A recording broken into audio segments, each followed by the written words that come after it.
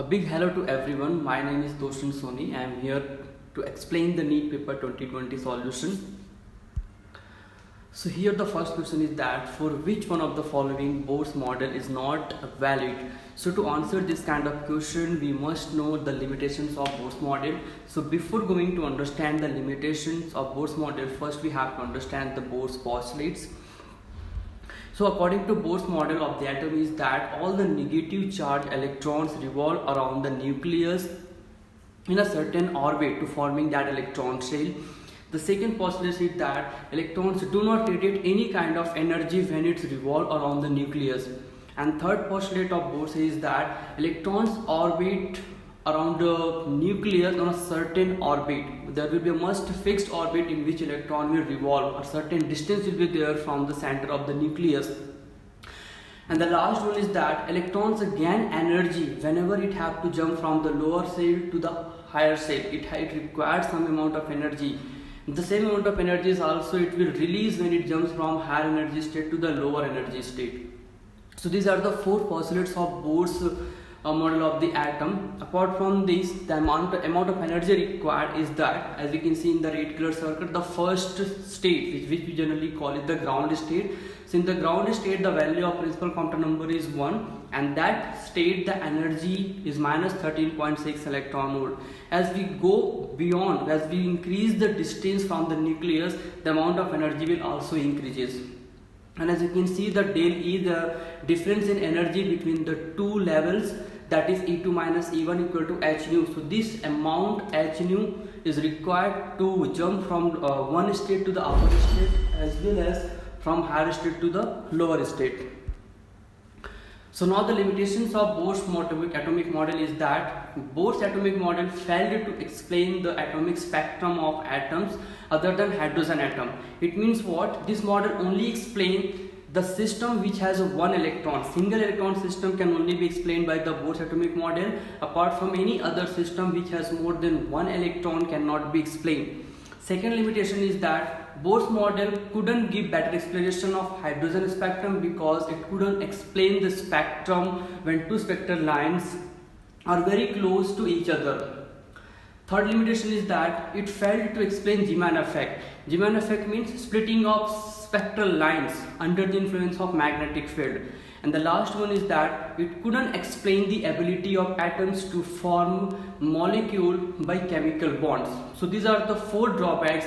Based on that, we have to give answer of the question that which one of the following Bohr's model could not explain. So hydrogen atom is a single electron system. Singly ionized helium atom is also a single electron system. Deuteron atom is also single electron system. But you can see singly ionized neon atom is the more than one electron system. So here the correct option is fourth one, single ionized neon atom. Let's move for the second question. The ratio of contributions made by electric field and magnetic field components to the intensity of electromagnetic wave is. Here in this question we have to calculate the amount of contribution by electric field and magnetic field for the intensity of electromagnetic wave. So first of all we have to understand that electromagnetic wave. So as we see, a simple single charge particle is present somewhere which is at rest. So there will be only electric field, there will be no magnetic field. Once the charge particle will start motion, suppose that charge particle is moving with a constant speed, so there will be electric field and magnetic field. But as the charge particle will get accelerated, so that accelerated charge particle will produce electromagnetic waves. So electromagnetic wave is simply the wave represents the transmission of energy. So that electromagnetic wave constitute the energies from electric field as well as magnetic field. So the energy density associated with electric field can be given by UE is equal to half epsilon naught E square. Here epsilon naught is the permittivity of free space. In the same way, energy density associated with the magnetic field in free space is that UB is equal to half B square by mu naught. Mu naught is here permeability in the free space. So the total energy density will be given by sum of energy due to electric field plus energy due to magnetic field, that will be comes out to E, or it will be equal to 2 UB. So total we can get u is equal to epsilon naught E square, or it will also equal to B square by mu naught. We also have some other relations, like a plane electromagnetic wave is what? Suppose a plane electromagnetic wave is there which is traveling along the z direction. So in this wave, electric and magnetic field both will be there. So we can represent that electric field and magnetic field. E is equal to E naught sine kz minus omega t. Here k is the propagation constant, z is the direction of wave, minus omega t I cap. I cap representing the direction of electric field. E naught is the maximum value of electric field. Same way, B is equal to B naught sine kz minus omega t j cap. J cap representing the direction of magnetic field, and B naught here is the maximum value of magnetic field. So that when both will combine, that will give the intensity of electromagnetic wave. That can be comes out half C epsilon naught E naught square. When we simplify on the basis of two more relation, C is equal to E naught by B naught, and C is equal to 1 by under root mu naught epsilon naught. So when we will use this equation to calculate intensity of electromagnetic wave, which is I is equal to U average density multiplied by speed of light, when we will calculate the ratio of contribution of energy from the electric field and magnetic field, by substituting those values we will simplify it 1:1. So based on this concept, the answer of this question is second one, 1:1. So the contribution of energy from electric field to the magnetic field for intensity will be equally. That's why the answer will be 1:1. The next question is that Brevester's angle IB for an interface should be. So here we have to understand what is Brewster angle first, then only we can answer the angle of this Brewster angle, how it will be vary from these angles. So Brewster angle is what? Whenever an unpolarized light is incident on a reflecting surface. What it mean by unpolarized light here? The wave which vibrate in a multiple system, multiple planes, more than one plane we can also say. So when ray of light vibrate in a more than one plane, that is called unpolarized light. And when that kind of ray light incident on a reflecting surface with a certain angle, in such a way that the reflecting beam, suppose this is the angle of incident ray, it is reflected. The angle of incidence in such a way that the angle of the reflected ray must be normal to the refracted ray. That angle is called angle of polarization or polarized angle, or it is also called Brevester's angle. To calculate that angle mathematically, let's see this equation. Here the angle IP is the incident angle, RP is the angle of refraction, and you can see here the refracted ray and reflected ray making an angle 90 degrees. So from that concept you can see IP plus RP must be equal to 90. We'll solve this equation. RP is equal to 90 minus IP. So from Snell's law, to calculate that relation, we know mu1 sin IP is equal to mu2 sin RP. We'll simplify this. Mu1 is equal to 1 for air, mu2 is equal to mu for a medium, RP is equal to 90 minus IP. Just now we have calculated. So we'll put the values in that Snell's law. So here we'll get sin IP is equal to mu sin 90 minus IP. We know that sin 90 minus theta is equal to cos theta. It means sin IP equal to mu cos IP. We'll simplify again. We'll get sin IP by cos IP is equal to mu. So sin theta by cos theta will be tan theta. So tan IP is equal to mu. Further we'll go ahead to solve the question. So we'll get here IP is equal to tan inverse mu. Here the value of theta, for tan theta it varies from 1 to infinity. If you'll consider mu is equal to 1 for vacuum, so here IP is equal to tan inverse 1. For what value of theta, tan theta it will give 1, it is 45 degree. We know that tan 45 degree is 1. So we'll get here IP is equal to 45 degree. In the same way, when we will substitute mu is equal to infinity for any medium. So here IP equal to tan inverse mu and tan inverse infinity, sorry. So infinity we will get for tan 90 degree, as you can see here.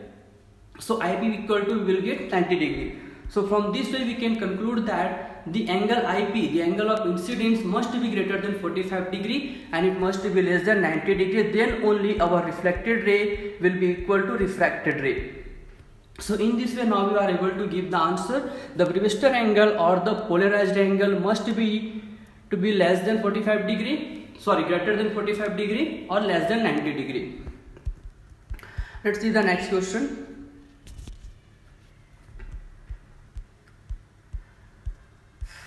Next question is that a cylinder contains hydrogen gas at a pressure of 249 kilopascal and temperature 27 degrees Celsius. Its density is, where R is given 8.3 joule per mole per Kelvin. So here we have to calculate the density for the given quantities. So to answer this question, we must know that ideal gas equation. So from ideal gas equation, we know that PV is equal to nRT, where n is number of moles, which is also equal to the ratio of mass to the molar mass. So by simplifying this equation, we will get density is equal to Pm by RT. So when we will substitute the values of given values from the question, P is given 249 kilopascal, molar mass of hydrogen is 2 gram, that means 2 times 10 to the power minus 3 kg, R is given 8.3 and temperature is given 23 degrees Celsius, that means 27 degrees Celsius, that means it will be 300 Kelvin. So after simplifying this, we will get density 0.2 kilogram per meter cube. So the answer of this question will be, wait a second, it will be second one will be the correct answer here, 0.2 kg per meter cube. Let's see the next question. A ray is incident at an angle of incidence I on one surface of a small angle prism and emerges normally from opposite surface. So if the refractive index of the material of the prism is mu, then the angle of incidence is nearly equal to B. In this question, we have to calculate the angle of incidence at which the refracted ray, the emergent ray from the prism must be normal to the surface, on that surface from which it will comes out. So to calculate that angle of incidence, we have to understand first that prism concept, so that how the ray will enter into the prism, how it will be comes out. So let us see, here we have a prism ABC whose angle of the prism is A. Suppose that ray incident at an angle I at point Q and get inside the prism by making an angle R1 the angle of refraction and R2 as angle of incidence for the second surface, and rays comes out with making an angle E, that is called angle of emergence from the another surface AC. So in this prism, if you calculate mathematically, we'll see that quadrilateral AQFR. So in this quadrilateral AQFR, we can see here angle A plus angle QFR equal to 180 degree.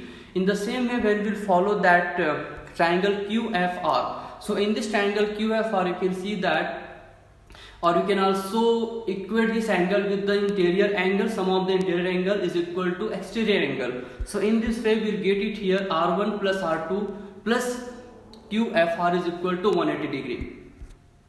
So from those equations, from equation first and 2, here we'll get R1 plus R2 is equal to A. So the total deviation is the sum of deviations the two surfaces. So del is equal to I minus R1 plus E minus R2. We'll simplify it, we'll get del is equal to I plus E minus R1 plus R2. R1 plus R2 we know that is equal to A. So del is equal to I plus E minus A. This is fourth equation. So at the minimum deviation, del M, that minimum deviation, refracted ray inside the prism become parallel to its base, the base of the prism. The incident ray inside the prism become parallel to the base of the prism. So in this case, what happened, at minimum deviation I, the angle of incidence must be equal to angle of emergence, and the angle R1 R2 will become equal.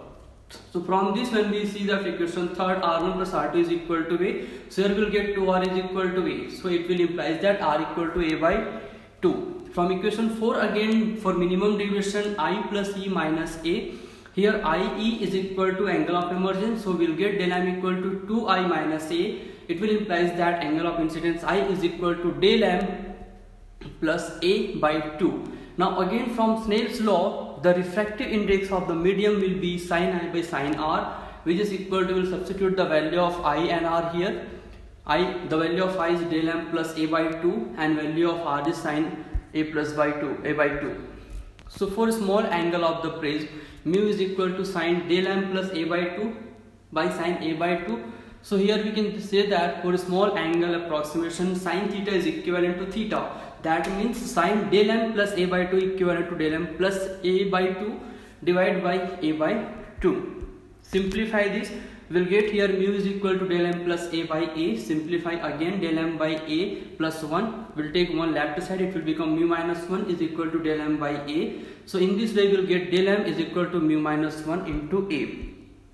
Again we'll proceed further based on the question. In the question it is saying that we have to calculate the angle of incidence. See here we have to calculate the angle of incidence here. This is your angle made by incident ray. So it will be the angle of incident we have to calculate on which this angle of emergence must be normal to the surface. So when this angle will be normal to the surface, that means what? This angle of emergence is equal to 0.